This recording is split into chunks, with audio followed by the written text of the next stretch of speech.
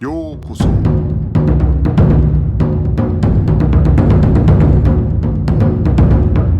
Eu sou o Gustavo e você está ouvindo o Budocast.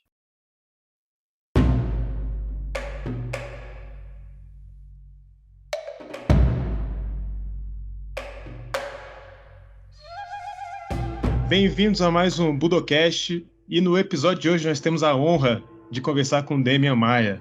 E aí, Demian, tudo bom? Fala, Gustavo, tudo bem? Prazer.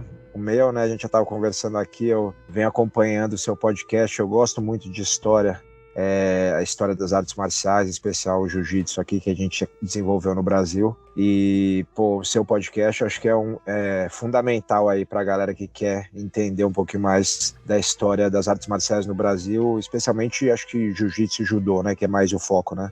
E primeiramente eu tenho que dizer que eu sou muito seu fã, acompanhei demais. Obrigado. E, assim, eu não sei se... É que eu não quero começar do jeito que sempre se começa. Como você... luta tal, como aconteceu não sei o que e tal. Mas, assim, tem uma coisa que talvez eu acho... Eu não sei se talvez seja interessante para os outros, mas para mim é muito interessante. Porque tem várias coisas na nossa história que é um pouco parecida. Então, eu comecei no judô. Você também começou no judô. Comecei no Depois eu judô fui criança. pro Kung Fu. Também. Fiquei muitos anos no Kung Fu. Até que um dia eu fui parar no Jiu-Jitsu, né? E, na verdade, a primeira coisa que eu queria que você me explicasse um pouco, porque a minha experiência no Kung Fu, porque na época eu tinha o ponto de vista do Kung Fu, né? Era que o Jiu-Jitsu, todo mundo falava assim, muito do Jiu-Jitsu como uma coisa assim, esse pessoal do Jiu-Jitsu, uma coisa de arruaceiro.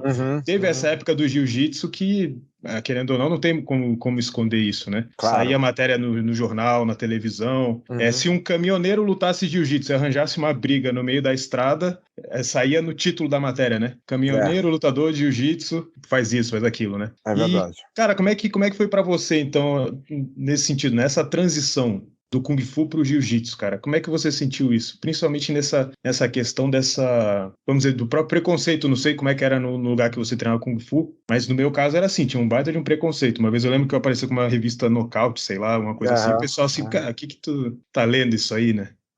Então, cara, você fala uma coisa que as pessoas que não viveram aquela época não entendem, né? Primeiro, existia um preconceito grande, porque realmente, tipo assim, o cara, eu falo, entrava na academia e fazia musculação, sei lá, um ano, e aí treinava jiu-jitsu um mês, e raspava a cabeça, né? E aí ia na balada e batia em alguém, aí os caras, pô, o lutador de jiu-jitsu bate e não sei quem. É óbvio que tinham lutadores também que causavam esse tipo de confusão, mas a grande maioria eram de caras praticantes ali que tinham pouco tempo de treino, e pelo jiu-jitsu ser realmente uma arte que, assim, em muito pouco tempo você tá apto a se defender, e no caso, né, dessas confusões, atacar também de uma forma inteligente, e você pegar um cara que não sabe lutar, te bota em uma vantagem muito grande, você sabe disso, né, porque você treina. Então, né, isso acho que foi uma propaganda, por um lado, que trazia a gente para treinar, porque mostrava eficiência, mas negativa, por outro lado, que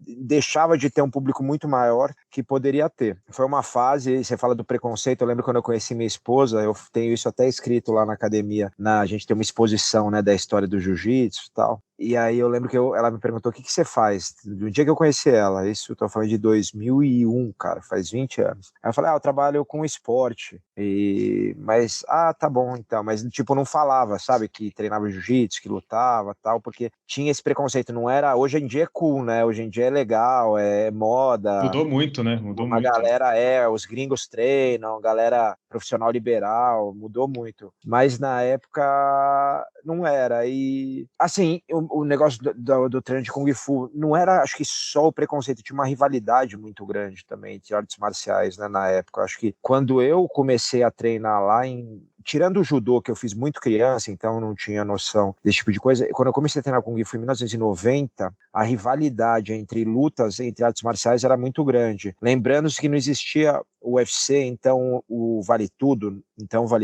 não era uma época que não era tão divulgado, né? Não tinha mais aquela lembrança que foi nos anos 30, 40, 50, né? Da família Gracie, dessa galera fazendo vale tudo, já era meio esquecido e não era tão divulgado. Então ficava aquela briga, isso aqui funciona, isso aqui não funciona, não, isso aqui eu enfio o dedo no seu olho, isso aqui eu faço não sei o quê. Ficava aquela briga, qual arte marcial funciona numa situação de luta real? Porque a grande verdade é que todo mundo ia treinar porque queria aprender a lutar, queria aprender a se defender se alguém fosse te agredir, né? Hoje em dia a galera vai por outros motivos também, né? Para perder peso, para ter saúde, para curtir mesmo um esporte, fazer uma coisa diferente. E na época acho que o grande público era assim, eu quero aprender a lutar, eu preciso, porque no meu caso, sei lá, eu ia de ônibus para não sei aonde, tinha receio que alguém me atacasse, o moleque, sabe? Tinha muita briga, aí ia numa festa, tinha briga. Então assim, com 12 anos eu fui e falei, não, quero treinar luta. E quando eu comecei, teve também esse preconceito, mas acho que era mais essa rivalidade, assim, não, você treinar não é bom, porque vai atrapalhar o treino de Kung Fu, mas já era uma coisa decidida na minha cabeça, até porque eu fiz um vale tudo na época do Kung Fu, que me deu esse, né, eu já tinha vontade de treinar jiu-jitsu, mas foi o que me deu esse empurrão final. Eu acho que o vídeo é dessa luta, né, que tem no UFC Docs, eu acho. É isso, no ufcdocs.com.br tem até, você chegou a assistir o documentário? Que é uma lona assim no chão, né? Isso, Acho que é amarela, tem um. Isso. E era uma coisa assim que assim, se a gente for comparar com hoje grandes eventos, né, e tal, era uma coisa pequena. Imagino que não deve ter pagado nada, sei lá, ou pagado muito quem? pouco, né? Eles me pagaram? É. Não, eu que paguei para Tu que pagou para participar. lutar, né? Eu pagava assim, era R$ 30 a inscrição. E assim, mas Mas foi você o melhor foi ainda investimento que eu como. fiz na minha vida. Ah, com certeza. Hoje, olhando para trás, Esses R$ principalmente. 30 retornaram bem. Mas assim, nessa época você então ainda estava no Kung Fu, né? Eu acho que tem até uma pessoa no teu corner que tá com uma roupa de Kung Fu, acho, no vídeo, alguma Tem coisa assim, né? não, é o Thomas, ele tá de calça e camiseta, acho que você tá confundindo talvez com o árbitro, mas o Ah, Thomas era meu professor e quem tava filmando era o Davi, que é um amigo meu que depois foi campeão mundial de taekwondo diversas vezes, aí até estudou aí na USP também, mas fez rádio e TV, e ele era meu parceiro de dar uns treinos, de testar coisa nova, e eu me lembro que eu falo isso até no documentário lá, né, quem quiser assistir até é só acessar, é de graça lá no UFC Docs, chama Nascidos pro Combate, e que eu falei, putz, cara, eu fiz algumas aulas, na verdade eu treinava com Kung Fu, sei lá, 7 anos, 6 anos, 6, 7 anos, e eu tinha um primo de criação, amigo, que me deu alguns toques, porque ele treinava jiu-jitsu. Ele era faixa branca, mas ele já treinava há um tempo. E ele falou, isso aqui é uma montada, você cair aqui, você vai estabilizar assim, isso aqui é uma guarda, você cair aqui, você vai fazer isso. E chegou na hora, a luta começa, eu começo a trocar soco com o cara, e eu tomo um cruzado, um mata-cobra, né, por cima da guarda, assim, no queixo, caio sentado para fora do tatame. Aí o cara vem tentar chutar meu rosto, eu me jogo para trás, no chão, e o juiz interrompe para voltar a luta para dentro do tatame, porque não tinha ringue, não tinha nada. E aí o cara vem me dar outro soco, cara, o cara cai no meu colo, assim. Eu lembrei que ele me ensinou o que era uma cinturada, derrubar ali, segurando a cintura, aí derrubei, montei, comecei a bater ali, o cara jogou a toalha. E aí eu parecia, voltando. já era praticamente um lutador de jiu-jitsu ali, né? Se for Então, fizer o comparativo. e era só de assistir aquilo. Aquilo tudo que eu fiz foi de assistir. Por isso que me impressionou, porque tudo bem, eu fiz essas, sei lá, 3 aulas com esse amigo, primo meu, mas, por exemplo, aquelas cotoveladas que eu dou da montada, era uma coisa que eu vi o Royce fazer no UFC. E aí eu imitei. Então eu falei, cara, é uma coisa que realmente não é muito simples, né? É muito inteligente e tal. E aí eu falei, não, preciso ir treinar. Na verdade, eu tinha assistido a primeira vez jiu-jitsu aqui num evento em São Paulo, que lutou o Renzo, o Marcelo Bering, o Renzo Gracie e o Ralph Gracie, e em 1991 ou 2, se eu não me engano, antes do UFC, e já tinha isso na cabeça. E aí isso foi tipo assim, não, realmente funciona, é legal. E eu acho que além de tudo isso, né, da parte de eficiência e tal, porque eu queria fazer vale tudo, tem um negócio, acho que da cultura, né, uma cultura muito diferente das artes marciais tradicionais, você sabe disso, né, você veio também da arte marcial tradicional, e isso acho que atrai um pouco, sabe, também, a cultura muito Sim, sem liturgia, vamos dizer assim, sem sem tanta formalidade. formalidade.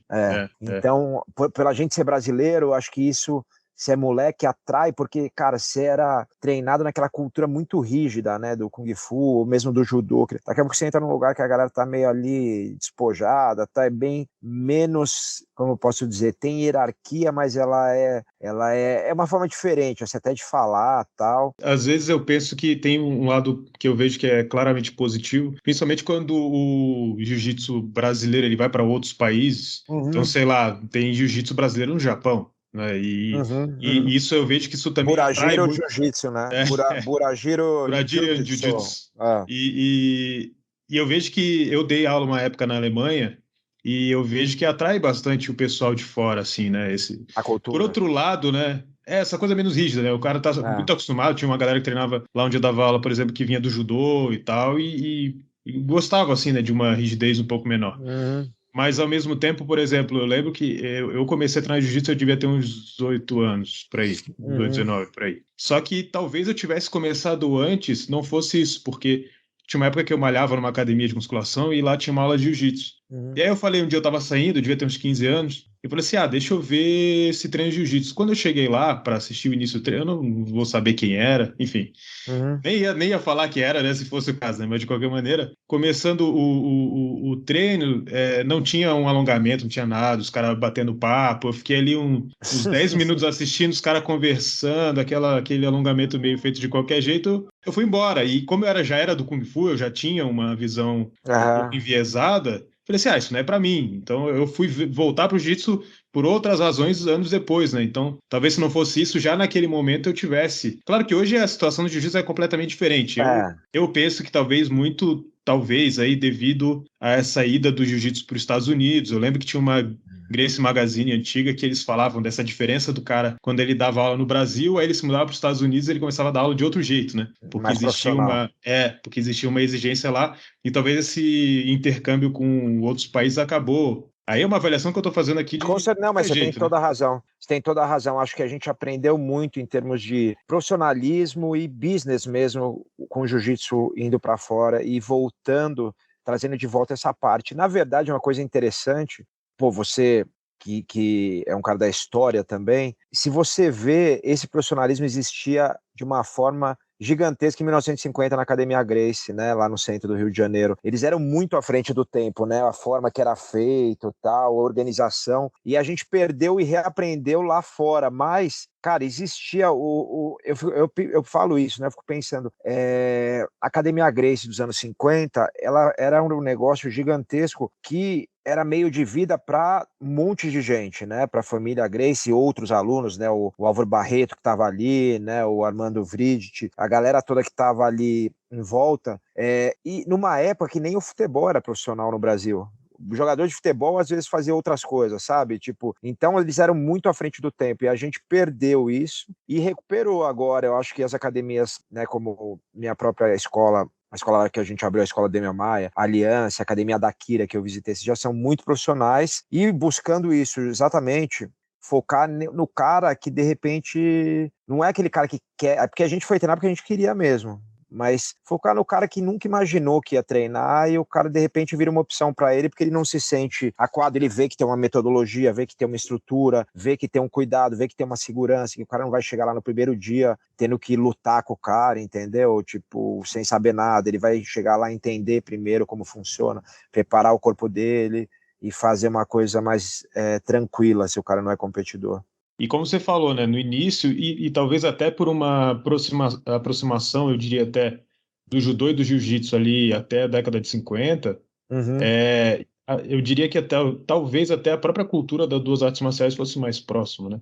É verdade. E eu acho que também o mundo era mais formal também, né, Gustavo? Tipo Sim. assim, você vê o Hélio Gracie falando e dando entrevista, o jeito que ele se expressa é muito mais formal do que hoje. Então, era natural você não ser tão... Não era aquele jiu-jitsu que a gente viu nos anos 80 no Rio, aquela cultura carioca bem escrachada, né? Que, como você falou, tem o lado, tem o bom e o lado ruim, como tudo na vida, né? A cultura brasileira é muito legal, mas a cultura do jeitinho ela é horrível entendeu? Pelo lado de corrupção, essas coisas. Ela é legal, por exemplo, no lado que, porra, às vezes você não é tão rígido com uma pessoa, a pessoa deu uma mancada com você, você consegue relevar, ao contrário, de repente um gringo, um cara do norte da Europa, ele vai levar aquilo a ferro e fogo, mas ao mesmo tempo, a gente releva, por exemplo, uma corrupção que não é para ser relevada, entendeu? Então, eu acho que tudo tem os dois lados, duas faces da moeda, né? E tem gente que vai levar muito essa coisa dessa outra cultura do jiu-jitsu brasileiro mais à frente a uma ligação ali que tem um determinado momento com a galera da praia ali no Rio de Janeiro e tal, né? Com a cultura de Exatamente. praia, né? Contra a cultura dos anos 70, isso aí. Mas eu me pergunto às vezes até que ponto, na verdade, essa é uma pergunta que eu me fiz em 2012 na minha monografia, e quando eu me graduei em Educação Física, né? Quais eram os princípios do Jiu-Jitsu Gracie que foram sendo esquecidos e que, de uma maneira ou de outra, a gente não deveria ter guardado, sei lá. Eu lembro que eu coloquei na minha monografia aqueles mandamentos que tem no livro da Reila, acho que são 10, 12 mandamentos, assim. Depois, conversando com o Pedro Valente, fui descobrir que aqueles mandamentos, eles são a crença do otimista, alguma coisa assim, que é de um outro cara, né? E curiosamente, depois eu fui descobrir que isso tem também no livro de judô da década de 50 que interessante. no Brasil.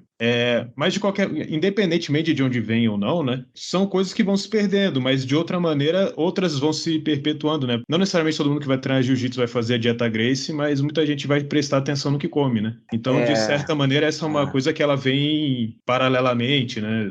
Ao jiu-jitsu, independentemente do tempo que passou, eu acho. Eu acho que esse negócio criou uma cultura mais ampla do que só o jiu-jitsu. Isso que eu acho legal, por exemplo, como o Carlos criou a dieta Gracie, criou assim, lógico, é uma coisa que veio vindo de outra dieta, que ele adaptou, né? Aliás, eu acho que existe muito essa briga, né? Quem criou, quem fez. Cara, as coisas vão se transformando, né? Eu lembro que não existe o dono, né? Mesmo o Jigoro Kano, ele não foi o inventor daquilo, né?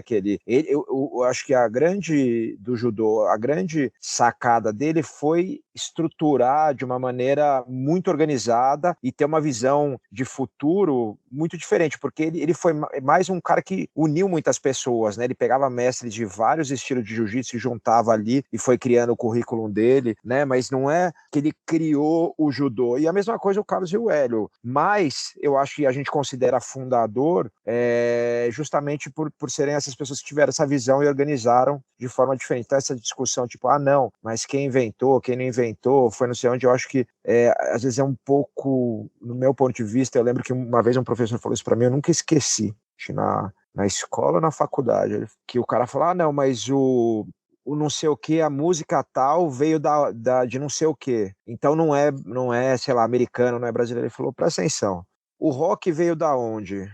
Aí o cara falou, o rock é da onde? Aí o cara, não, é dos Estados Unidos. Ele falou, tá, é dos Estados Unidos. E ele veio da onde? Veio do blues, do blues. E o blues é da onde? Era dos negros escravos africanos que estavam lá, tal, tá. E da onde vem o blues? Veio dos cantos africanos que eles trouxeram da África. Então você vai falar que o rock é africano, entendeu? O rock é africano e nacional. Não é, as coisas vão se... É a mesma coisa, o jiu-jitsu veio do Japão, se transformou em outra coisa aqui, e talvez mais para frente se transforme em outra coisa. A cultura é assim, ela vai, né, virando uma amálgama ali, misturando, indo para outros lugares.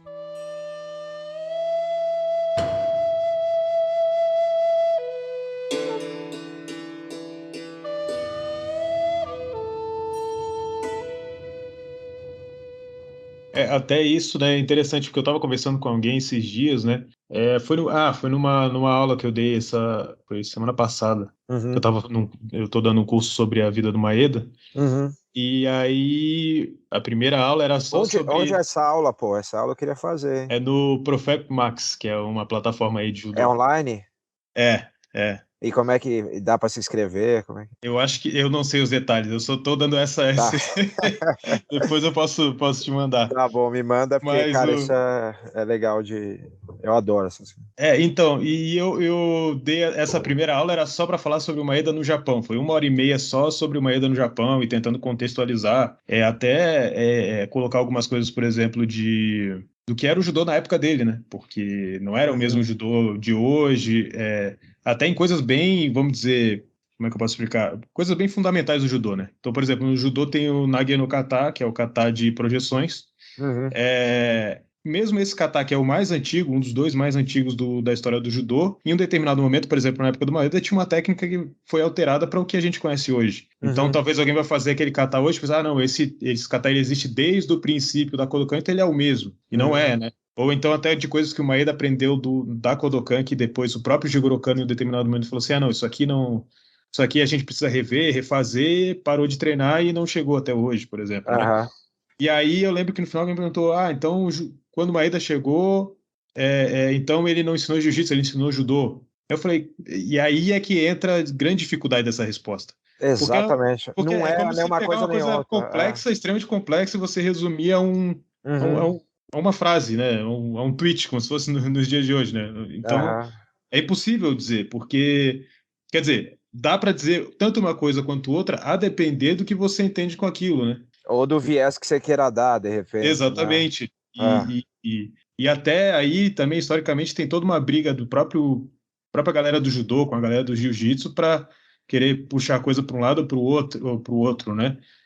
Então, se a gente for pegar manual da Confederação Brasileira de Judô na década de 80, o Maeda tá lá. E aí, de repente, o Maeda, em uma determinada época, eu lembro bem, não, o Maeda ele foi expulso da Kodokan, isso, né? Aí ele já não valia mais nada. Aí daqui um pouco volta o Maeda e agora ele vale de novo. Né? Então fica essa coisa, né, de jogar para lá e para cá. Então, é como você falou, né, as coisas vão se transformando e às vezes a gente tem que entender muito o contexto daquele momento, daquela época, do que se fazia naquele momento para poder tentar fazer um paralelo com hoje, mas não imaginando que é igual hoje, o que era igual hoje, ou qualquer coisa assim, mas para ver até as próprias diferenças, né? O que era esse judô que o Maeda ensinou? Era judô, era jiu-jitsu, o que era?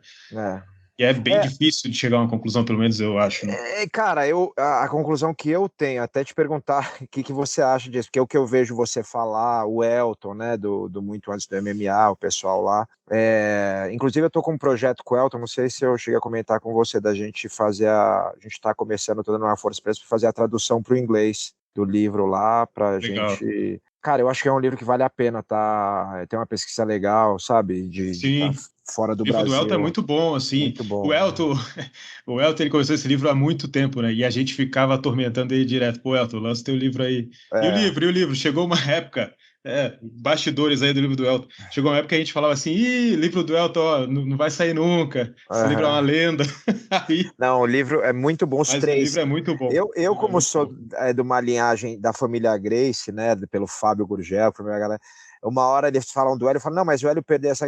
Falei, vocês tem que dar uma levantada no Hélio aí, pô, você tá muito crítico com o Hélio, né, mas até eles brincaram lá, o Elton e o Eduardo falaram, não, mas me fala que parte que é, tal, mas a pesquisa é muito boa, né, a pesquisa é muito profunda e parabéns pro trabalho de vocês, porque, cara, o seu também é muito difícil, essas pesquisas, é muito difícil fazer, tem muita coisa que só tem em japonês, acho que você fala japonês, né? Eu não gosto de dizer que eu falo, porque a expectativa vai lá em cima, né? Mas eu morei 2 anos no Japão. Então. Mas o que eu entendo, vou até perguntar pra você se eu tô certo. Tudo era jiu-jitsu, né, no Japão.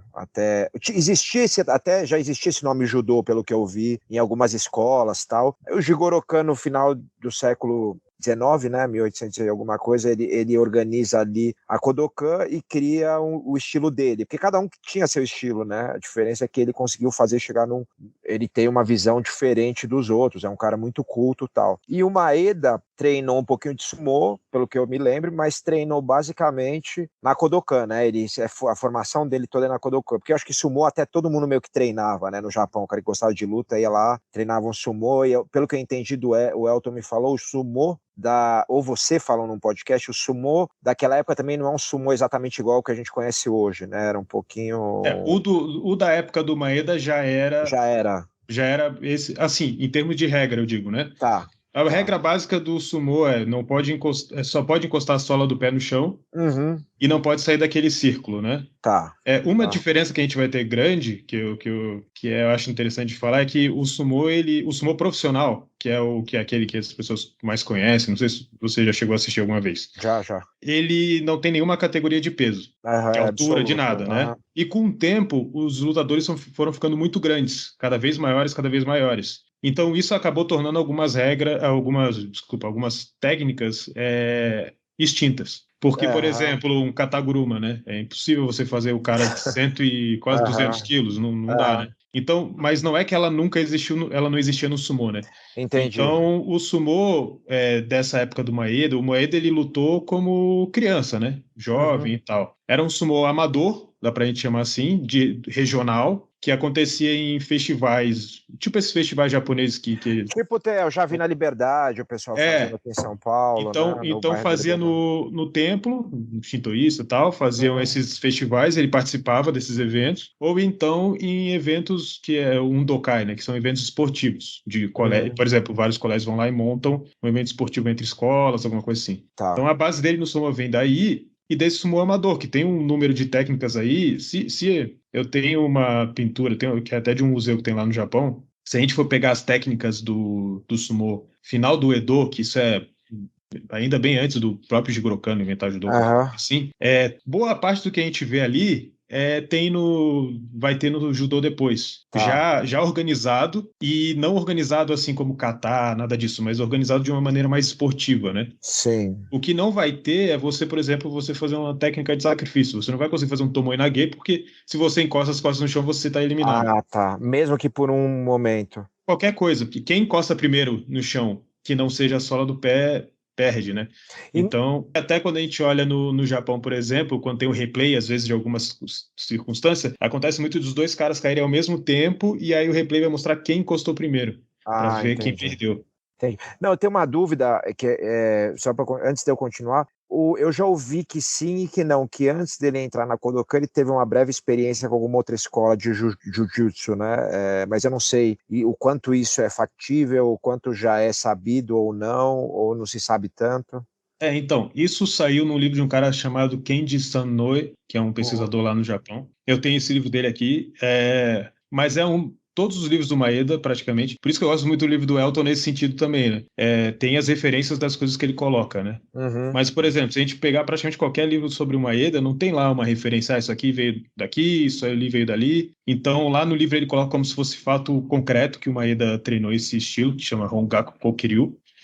E teria sido ali por um ano, mais ou menos. Eu chutaria mais ou menos um ano, porque ele sai da cidade dele em 1896 para ir para Tóquio, e esse estilo eles contratam, o professor faz todas essas coisas no final de 1894. Então o estilo começa mesmo ali na escola dele em 1895, mais ou menos. Mas tem um cara chamado Teruyuki Okuda, não sei se você já viu, ele posta bastante coisa em japonês no Facebook, no Twitter dele e tal. Não vi. E eu converso com ele às vezes, né, sobre essas coisas. E ele me mandou algumas coisas que ele já encontrou de documentação sobre isso. Então, assim, o estilo estava lá na escola que o Maeda estudou, isso aí é fato. E o Maeda, ele era membro do Undokai, que era o grupo de esportes da escola. Isso então, também. Provavelmente existe. E como as duas coisas mais praticadas no Dokai eram o jiu-jitsu e o kenjutsu, que era arte com espada, e o Maeda treinava sumô a vida inteira e gostava de arte marcial, chegou em Tóquio, foi treinar judô, então é muito improvável que ele não olhou aquilo ali como uma oportunidade. Agora, é difícil de ter uma ideia de quanto que ele treinou, é difícil de ter uma ideia do que eram as aulas, porque aula para criança, você sabe, você é professor, aula para criança é uma coisa, aula para adulto é outra, não é necessariamente a mesma coisa, né? E então é difícil de saber o que ele treinou. Agora, o que eu acho mais interessante de falar dessa história do Maeda com o judô é porque isso eu falei até nesse dia, dessa aula que eu dei, que é o seguinte, às vezes se trata como se o Maeda ele tivesse sido, não, ele foi um membro da Kodokan, cara qualquer. Não, foi um dos caras mais importantes da época. Ele era um dos mais importantes, entendeu? Ele era professor de judô. Ele era professor de judô em uns vários lugares. Então ele já era professor de judô. A aula que ele dava era uma aula de judô. E isso vai mudar depois que ele sai, né? E até ele conta isso naquele livro que ele... Não é que ele escreveu o livro, na verdade, né? Ele tinha um colega dele de Waseda que escreveu o livro, mas ele enviava os telegramas, as cartas, as coisas para esse amigo dele, né? E ele fala um momento que, por exemplo, a luta de chão, que a gente poderia colocar como um diferencial do jiu-jitsu brasileiro, né? Ele coloca que quando ele estava no Japão não era uma especialidade dele, não era uma coisa que ele... Isso eu ouvi você falar, que isso é muito interessante, né? Porque quando o Maeda, ele não vem para o Brasil, né? Acho que ele vai para os Estados Unidos primeiro, né? Isso. E aí tem aquelas trupes de outros japoneses que estão na Europa também. Então acho que tem uma mistura, um sincretismo gigante, porque aí os caras aprendem catch as catch can, que era a luta livre, aprendem greco-romana, né, luta o estilo livre, que na época acho que era outra coisa também. Então quando chega no Brasil, já não é nem... Porque aí no Japão também os caras nem entendiam o judô, chamavam às vezes de Jujutsu Kano, né, eu ouvi dizer, tipo, era um estilo de jiu-jitsu, né, o judô Kodokan, né, na verdade, né? O exemplo que eu sempre dou é, imagina alguém que inventa um refrigerante, uma coisa que é igual a um refrigerante, mas ele quer chamar de outra coisa. Todo mundo vai dizer que é um refrigerante, ele vai chamar de, sei lá, suco gaseificado, entendeu? Então, é mais ou menos isso que acontecia. E, assim, para dar um exemplo, né, o próprio Jigoro Kano, existe essa discussão, né? Quando ele criou o Kodokan, ele já queria chamar de judô, então essa é uma discussão que existe, né? Ou ele chamava de jiu-jitsu. Quando ele recebe o certificado dele de Kitoryu, o professor dele escreve Kitoryu Judô. E dizem que muito provavelmente é por influência do próprio Jigoro Kano. Então é bem provável que ele, desde o início, ele já quisesse chamar de judô. Kitoryu é o estilo de jiu-jitsu que ele treinou antes, né? Um dos dois, tinha né? um outro, né? Isso, Tenjin Shinryu. O Kitoryu é que ele aprendeu depois. E, na verdade, não só ele, como os primeiros alunos do Kodokan. Porque o Jigoro Kano contratou o professor dele, de Kitoryu, para dar aula no Kodokan. Para ensinar isso é muito interessante, né? Como ele vai juntando a galera. Eu não sei, tem aquele cara também que ganhou de uma galera com técnicas de chão, que dava chave de calcanhar, é o Tanabe. Tanabe, né? E que dizem, acho que não é provado, mas que talvez ele tenha chamado também para ensinar na Kodokan, né? Não sei. Isso é uma coisa difícil de dizer, assim. Ao que parece não, assim, porque o Tanabe, ele não tem, até hoje eu não encontrei. Não, lugar que que eu pesquiso. Não que ele tenha ensinado, mas talvez que ele tenha tido o convite, né? Sim, então, é o que dizem. Mas o Tanabe, na verdade, ele vai direto porque tem uma época que ele fica em Osaka, num dojo que chama Handa Dojo. Sei, que é famoso pelas lutas de chão também, não é? Isso, então. Inicialmente, quando o Tanabe começa a lutar contra o Kodokan, ele está em Tóquio. Né? Ele é convidado para ir para dar aula na polícia de Tóquio. E só que ele não imediatamente ele vai lutar contra o Kodokan. Isso é uma coisa que às vezes as pessoas não lembram, né? Ele fica 1 ano lá até lutar contra o Kodokan. E lá na polícia de Tóquio já tem um cara da Kodokan dando aula de judô.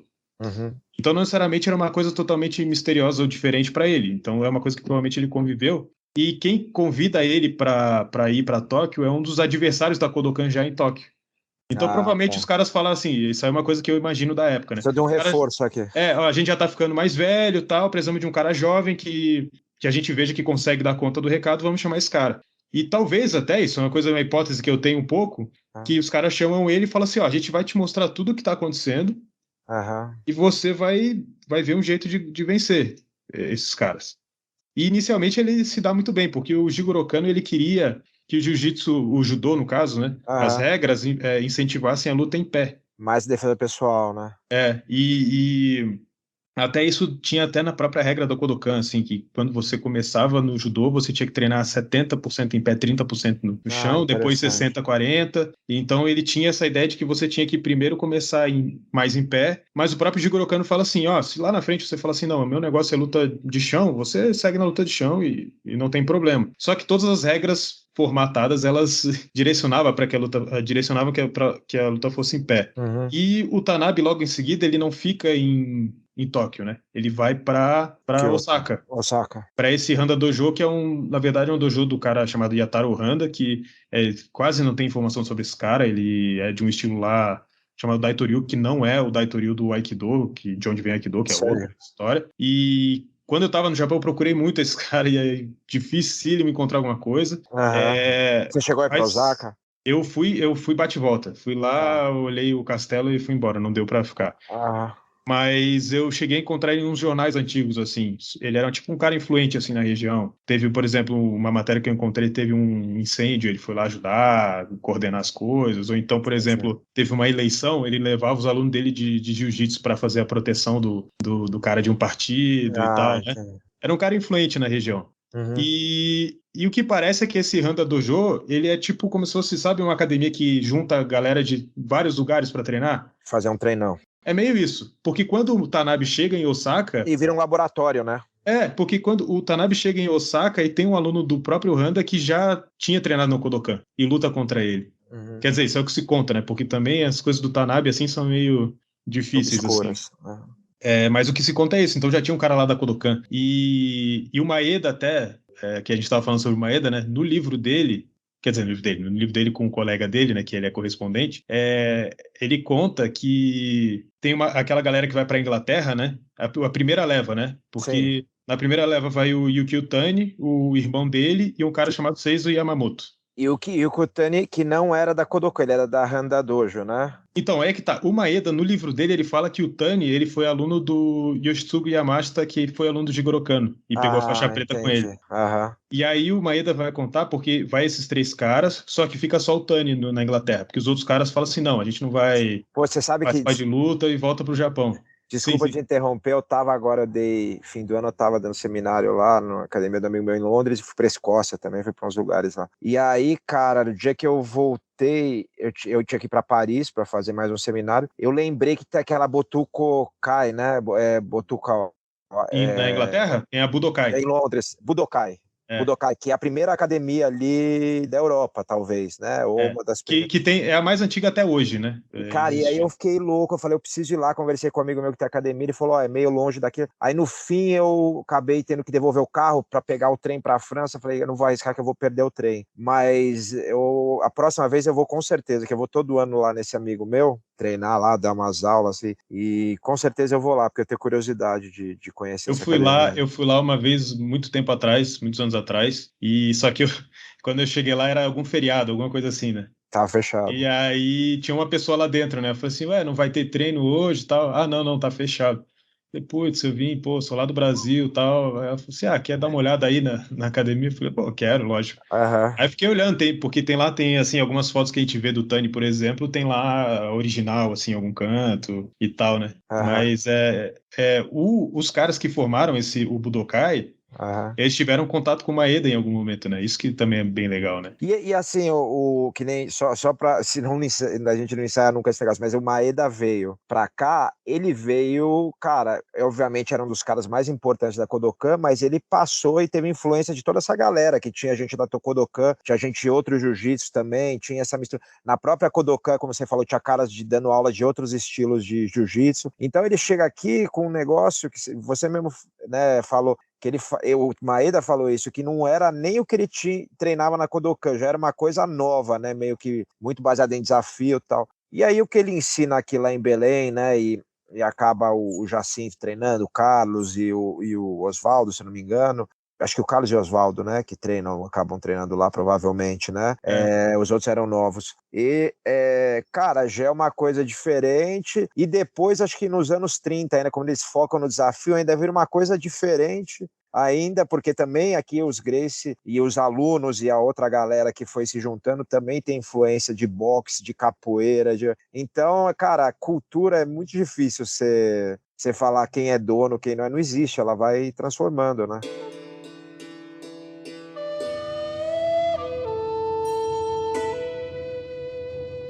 O jiu-jitsu, esse nosso jiu-jitsu do Brasil, assim, na minha cabeça, né? Qual é o pilar dele? Muito grosseiramente falando, são três pilares, né? A Uhum. parte do jiu-jitsu esportivo, a parte da luta de vale tudo, assim, se a gente pensar na Aham, década de 30, verdade. e a parte de treino de defesa Defesa pessoal. pessoal, é. Eu acho que o Esses esportivo é muito três. parecido com o judô, principalmente com o judô daquela época, né? Sim. Talvez um pouco depois que teve, acho que teve dizem que teve um boom de luta de chão lá e o caramba, né? Nos anos 20, sei lá, Então, né? em 1915, mais ou menos, vai ter o começo, o princípio ali do Kosen Judô, que Aham. vai focar muito na luta de chão. E por que que isso também é interessante para a gente, aqui no Brasil, é que muitos imigrantes japoneses, eles vinham das escolas, né? Treinaram judô no colégio, né? Que é aquilo que eu falei, eles não necessariamente, o pessoal que ensinava judô aqui no Brasil, nem todo mundo vinha da Kodokan, tinha aprendido o currículo exato da Ah, Kodokan, tem isso. Isso eu achei muito kata e tudo interessante, porque mais. para mim, quando você falava judô, eu aprendi isso no seu podcast. Para mim, e também no livro do Elton, para mim, judô era Kodokan, não existia outra fonte. E aí eu fui ver que em Osaka ou Kyoto, que tinha aquela O Tokai, em Botu, Kyoto. Botukokai, que era outra organização que também teve o judô, porque eles começaram a mudar o nome de jiu-jitsu para judô também para outros lugares, né, para criar ali o negócio de esporte e arte marcial, não ser só aqueles estilos antigos, né? Então, eu vi aqui, por exemplo, que os irmãos Ono, que eram famosos aqui em São Paulo no judô, eles vinham dessa outra linha, né? Não eram da Kodokan, né? Eles foram alunos do Kanemitsu, né? É que assim, é difícil falar não é da Kodokan, porque aí é que tá. Mistura tudo, né? E o Kodokan, ele era, assim, imagina assim, não tinha federações naquela época. Não tinha, sei lá, a CBJ, não existia. Todo mundo era membro da Kodokan. Então, às vezes, quando a gente fala assim, o cara não era da Kodokan. Não, mais ou menos, ele era inscrito na Kodokan. O Kanemitsu, ele treinou na Kodokan, antes de fazer o resto da história dele, que aí ele vai ter esse foco dele na luta de chão, né? O que acontece é que tinha uma competição que tinha regras diferentes da competição da Kodokan. Era isso. É como se tivesse, sei lá, o jiu-jitsu brasileiro e o judô. E o ADCC, sei lá. E o pessoal do jiu-jitsu competisse ADCC né? E aí tinha o pessoal que só gosta de competir no ADCC, por exemplo. Mesmo jiu-jitsu e judô, né? Hoje em dia afastou bastante, mas você vê na época o pessoal do jiu-jitsu, o próprio Fábio, que foi meu professor, o Roller, o Rolls mais antigo, Libório, os caras competiam no judô também, eventualmente, para evoluir o jiu-jitsu deles, né? E aí, se a gente for pensar na década de 30, ainda no Brasil não existe muita, assim, em termos de competição de jiu-jitsu ou judô, a grande diferença é que, assim, em São Paulo tinha uma comunidade de japoneses enorme, existia uma federação de judô que seguia todo o padrão da Kodokan de regras, então vamos dizer, lançava uma regra lá, uma coisa lá no Japão, eles sabiam. Então alguém chegava alguém, ou mandava uma carta, ou sei lá, e eles iam lá e faziam a atualização. E existiam as competições, por exemplo, no Rio de Janeiro, que eram competições profissionais, que as regras eram regras do Brasil, assim, né? Tanto é que depois, quem ficou regulando o jiu-jitsu no Brasil foi a Confederação Brasileira de Pugilismo, né? Então, assim, eram regras, assim, que eu já li bastante, assim, os jornais da colônia japonesa aqui no Brasil, né? Aqui em São Paulo, mais especificamente, tinha alguns jornais aqui, né? E quando eles vão falar desse jiu-jitsu que estava no Rio de Janeiro, de ringue e tal, muitas vezes em japonês eles vão chamar de judô profissional. Olha, interessante. Então, porque era judô, só que era um outro judô, era uma outra forma de competição. Então, assim como no Japão tinha as competições do Kosen Taikai e tinha o Kodokan, as competições... Não era a competição do Kodokan, eram as competições com as regras ou regulamentos do Kodokan, né? No Brasil também a gente tinha como se fosse o judô praticado em duas regras diferentes, no esportivo, né?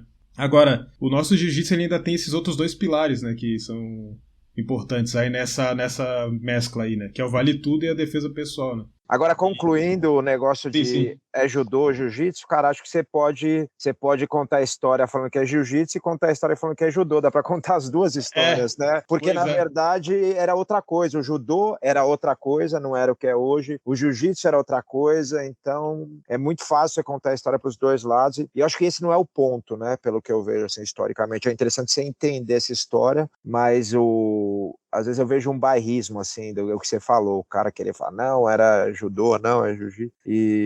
Categorizar eu acho importante para você entender.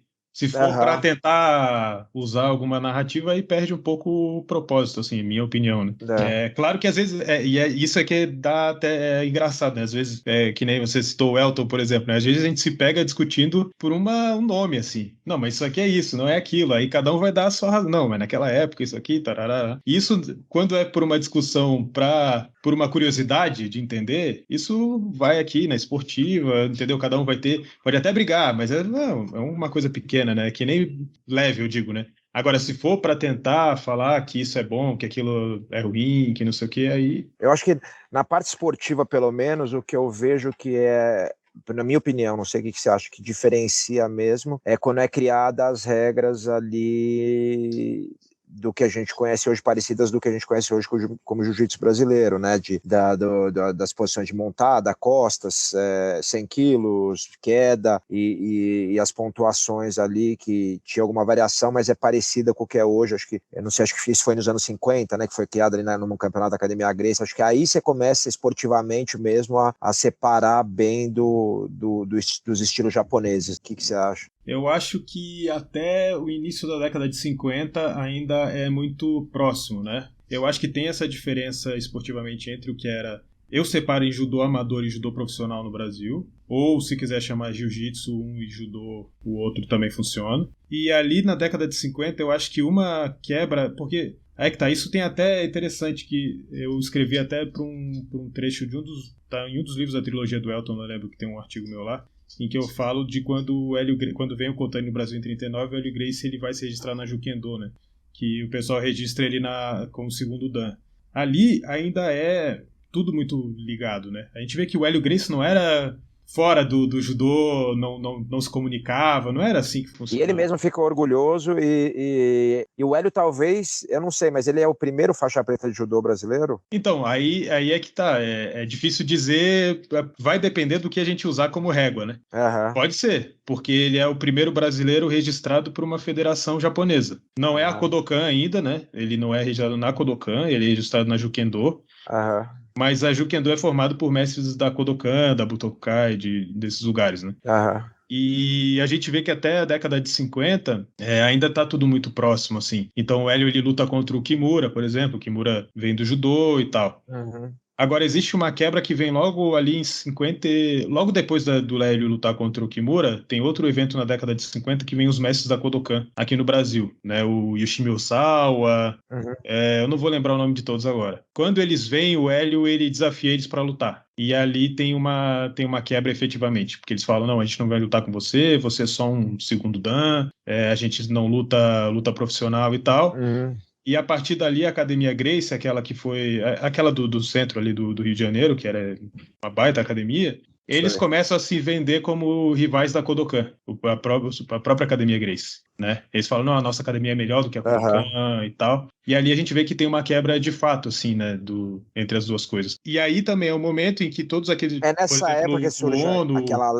Não, eu ia perguntar se é nessa época que surgiu aquela lenda que falava que o judô era o jiu-jitsu. Como é que eles falavam? O jiu-jitsu aleijado, eles falam jiu-jitsu É o jiu-jitsu para ensinado. inglês ver, o jiu-jitsu. É dessa época que acho que vem essa lenda, né? É por aí, é por aí. Porque Aham. também todos aqueles caras que, por exemplo, o Yasuichi Ono, os irmãos Ono e tal, eles migram para o judô. Todo mundo vai migrando para o judô, né? Uhum. E a maior parte da galera do jiu-jitsu naquela época vai para o judô porque era mais ou menos a mesma coisa. É como se fosse uma questão de decisão, entendeu? Eu vou para a direita ou vou. Era mais ficar embaixo de uma asa ou de outra, né? E aí que eu acho que vem uma das grandes. Um dos grandes méritos do Hélio Gracie aí nessa história toda, que é o seguinte: ele falou: não, eu vou continuar fazendo do jeito que era. Eu vou e sustentou sozinho, né? Se a gente for ver historicamente, tem uma época que o jiu-jitsu no Brasil ele perde muita relevância quando comparado ao crescimento do judô, que Sim, vai claro. ter campeonato mundial, Jogos Olímpicos e tudo, né? Sim. Uma E organização aí, que a gente só veio a ter no final dos meados dos anos 90. E aí vai também, aí vai ganhar um grande impulso com o UFC, um impulso enorme com o Aham. UFC, Sim. né? E se o Hélio Gracie, se todos os Gracie ali falassem assim: ah, não, a gente vai fazer judô mesmo e pronto, e não vamos continuar com isso aqui, vamos aceitar as regras e tal, a gente não teria, né? Porque se a gente for pensar, outros países também tiveram um processo parecido, né? Cara, isso é engraçado, né? Porque você vê a Inglaterra era para ter tinha até o Jiu-jitsu tal do inglês. o tal do Barjitsu, né? Que era aquele inglês lá que trouxe os japoneses e fazia um negócio misturado com defesa pessoal usando bengala e jiu-jitsu e desafios tal. Acho que na França também, né? Teve muita gente lá. Então é Sim. engraçado. Acho que até essa distância, essa separação do oceano, o Brasil ser mais provinciano, ajudou isso, né? Talvez os japoneses não terem dado tanta atenção, apesar da colônia tão grande aqui, e o Hélio e a família, o Carlos, terem batido o pé e falar: não, a gente acredita e vamos fazer desse jeito. Acho que isso foi uma conjunção de fatos, né? Foi uma Fatores, né? conjunção de coisas que, fosse de outro jeito, a gente não, não teria o jiu-jitsu, né? A gente teria a família, talvez a família Gracie. Eu acho que teve um artigo que eu escrevi uma vez que eu falei isso. Talvez a gente tivesse a família Gracie do judô, né? Participando dos Jogos Olímpicos, alguma coisa assim, né? Teria, sei lá, o Rickson Gracie lutando nos Jogos Sim. Olímpicos no judô, né? Sim. Mas não teria o jiu-jitsu brasileiro, né?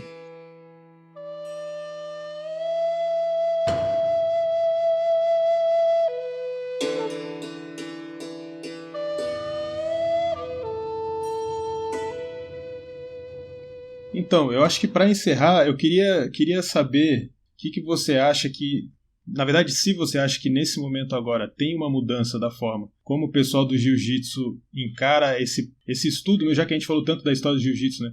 Esse estudo da história do jiu-jitsu, porque, só para colocar em perspectiva, né? Eu conheci o Elton, por exemplo, discutindo sobre isso, sobre essas coisas, e na época era quase como se não pudesse contestar muitas coisas no jiu-jitsu, né? Então o jiu-jitsu tinha que ter vindo da Índia, tinha a história dos monges budistas e tal, e se você falasse o contrário, podia ser que você arranjasse até um problema, assim, né?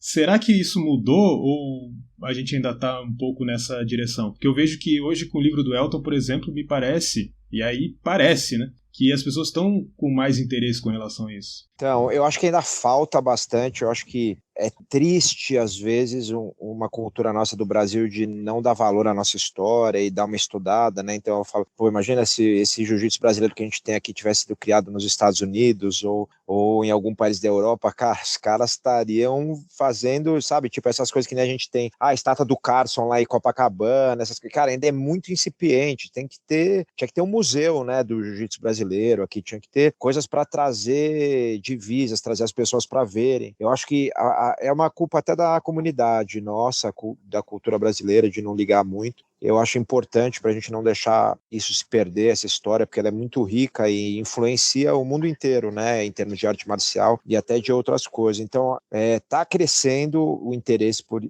pela parte histórica do jiu-jitsu, mas acho que cabe à comunidade do jiu-jitsu aumentar isso. Por exemplo, lá na academia, eu há uns anos atrás comecei a fazer exame para o cara que vai para a faixa azul e para a roxa. E o exame não é só prático, o cara tem que saber uma chave de braço, tem que saber uma queda, tem o exame teórico também. E no teórico tem algumas questões ali de etiqueta no tatame, tem algumas questões de mais técnicas de, né, de, sei lá, falar o que é uma alavanca, alguns princípios, usar a força do adversário, tal, né, mas tem algumas das questões ali, das 10 questões, 4 geralmente são históricas. E mesmo que sejam questões simples, assim que você tem a própria, às vezes, resposta na pergunta, sabe? Eu acho importante criar esse interesse, né? Na minha escola, por exemplo, a gente tem uma exposição que a gente fez muito com o pessoal do Museu da Pessoa, mas eles se basearam no livro do Elton, no livro do Diego Colino, lá que fala da cultura, e bastante material eles para fazer um negócio interessante, assim, com algum fundamento, já né, na parede toda da entrada. Eu acho que por exemplo, se a comunidade de jiu-jitsu fizessem exames de faixa, pedindo também algumas questões teóricas históricas, não só técnicas, acho que isso já é uma coisa que ajuda, vai criando interesse, vai criando um conhecimento. No meu caso, né, eu acho que a gente deve muito a criação do jiu-jitsu brasileiro ao Carlos e o Hélio, né, acho que eles são os principais pilares, como o Jigoro Kano foi no judô, então você tem um quadro deles, igual o pessoal tem do judô, o Jigoro Kano, acho que independente de qualquer coisa é importante, porque eu acho que isso remete a uma coisa para você começar a entender a história. É óbvio que né, o jiu-jitsu brasileiro foi uma criação de muitas pessoas, mas eles são pilares fundamentais, né? Assim como o judô foi uma criação de muitas pessoas, o Jigoro Kano é um pilar fundamental. E acho que isso a gente vai mudar, a gente está mudando, acho que hoje em dia já se aceita, você perguntou, né? Falar que existem outras fontes, que não é aquela coisa que veio da Índia, que não sei o quê, porque as pessoas estão estudando, estão entendendo, então acho que é mais fácil, você tem pessoas fazendo excelentes trabalhos, tipo você, o Elton, e divulgando. Você tem caras, por exemplo, o próprio Pedrinho Valente, que é um cara que tem um peso muito grande, tanto na comunidade do jiu-jitsu quanto na própria família Gracie. Ele é um cara também que busca né, a história com fato tal, e vai atrás de uma coisa embasada. É importante também, porque ele vai quebrando esse gelo, sabe? Às vezes, porque ninguém... acho que é importante entender que as pessoas, esse valor todo que a família Gracie criou, você contar a história né, buscar os fatos reais, não tira em nada o mérito deles. Acho que pelo contrário, né, aumenta mais ainda. Cara, eu, do meu lado, né, incentivo muito isso, tanto que eu tô entrando com o Elton nesse projeto para a gente fazer a tradução do livro para o inglês, porque eu acho importante, por incrível que pareça, às vezes eu acho que lá fora a galera vai se interessar mais pela história. Eu vou contar uma história, eu estava com um amigo meu, que é um dos meus treinadores de wrestling, chama Cody, ele me treinou e junto com o pessoal lá de New Jersey nas últimas... Desde 2014 eu tenho ido para New Jersey treinar wrestling, né, a última fase toda no UFC. E ele viu o livro do Elton e, cara, ele falou, cara, se você fizer um livro desse, capa dura, tipo um livro mesmo colecionador aqui nos Estados Unidos, isso aí, cara, vai pra frente, porque a galera gosta muito, sabe, dessa parte de história, né, de entender. Pode fazer uma coisa cara para colecionador mesmo, até comentei isso com o Elton, porque é outro tipo de... tem mais gente que gosta, né? E acho que na Europa nem se fala, cara. Se a gente lançar isso em inglês, vai ter na Europa também. E europeu adora história, cara. E os caras vão, né, fazer uma edição de colecionador legal. Então, acho que esse trabalho, essa parte histórica, ela tá... acho que ela nunca foi pesquisada a fundo. Acho que essa geração, né, você, o Elton, o Eduardo, aquele outro que fala bastante do Jorge, como ele chama? Até já tem O Cristiano? Cristiano, Milfó, né? E com certeza estou esquecendo um monte de gente aí. Mas é uma galera que eu acho que é a primeira geração brasileira que realmente está pesquisando história do que é o jiu-jitsu brasileiro. E Então eu acho que é acho novo, né, Gustavo? É novo, acho que vai começar eu acho que mais assim, aparecer. importante do que só pesquisar, colocar também, Uhum. publicar, né? Com Isso é uma coisa certeza. que a gente, na verdade, discutiu bastante numa época, assim, né? Que não adiantava só a gente, Ficar tipo assim, fechadinho ali, eu né? tenho aqui essa informação e tal, mas ela tem que ser colocada de alguma maneira para as pessoas poderem debater, discutir e tal, né? E eu acho muito legal que o livro do Elton conseguiu atrair até a atenção de muita gente, né? Eu acho que é natural que esse interesse venha, né?